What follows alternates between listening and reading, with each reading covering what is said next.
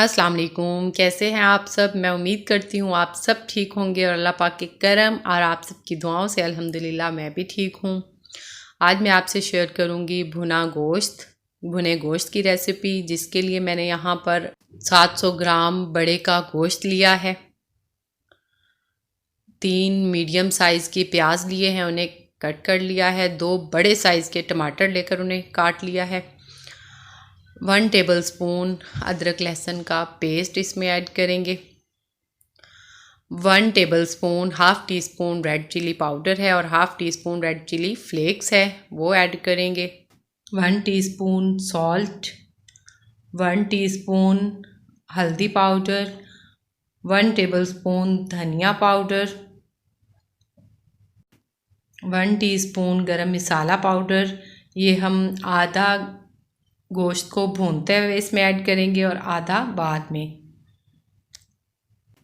और टमाटरों का हम पेस्ट बनाकर इसमें ऐड करेंगे। अगर ऐसे ही ऐड करेंगे तो छिलके उसके नज़र आते हैं तो वो अच्छा नहीं लगता। हम इसे ग्राइंड करके फिर इसमें ऐड करेंगे। ये बहुत ही सिंपल सी रेसिपी है, इंशाल्लाह आपको पसंद आएगी। चलिए तो अपनी रेसिपी को बनाना स्टार्ट करते हैं। सबसे पहले मैं टमाटरों को ग्राइंड कर लूँगी।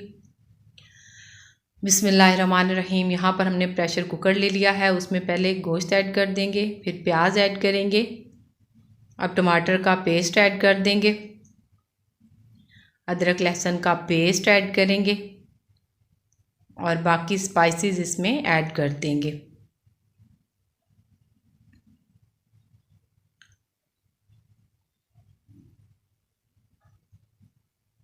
अब हम इसमें तकरीबन 1 से 1.5 गिलास पानी ऐड कर रहे हैं। ये 1.5 गिलास पानी है।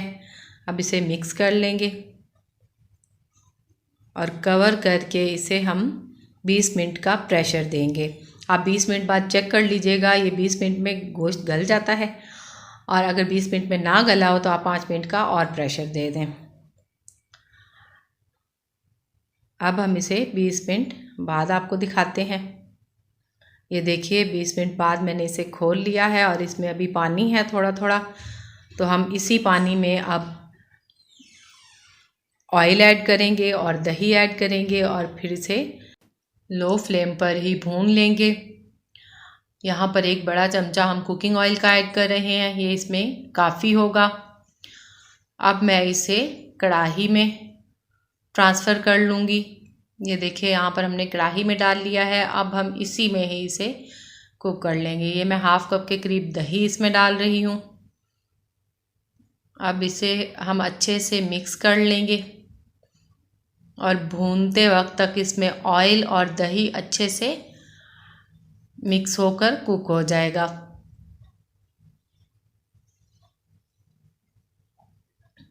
यहाँ पर मैंने 3 हरी मिर्चें इसमें ऐड की हैं। ये बहुत तेज़ थीं तो इसलिए मैंने सिर्फ 3 ही ऐड की हैं। इससे गोश्त का टेस्ट और ज़्यादा मज़े का बनेगा।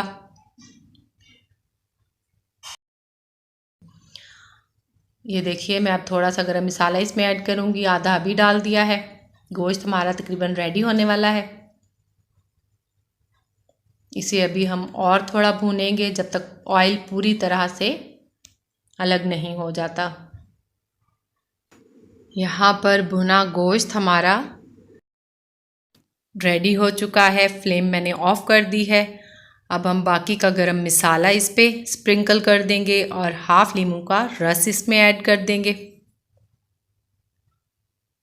अब हम इसे डिश आउट कर लेंगे। बकरा ईद पर आप इसे ज़रूर ट्राई करिए।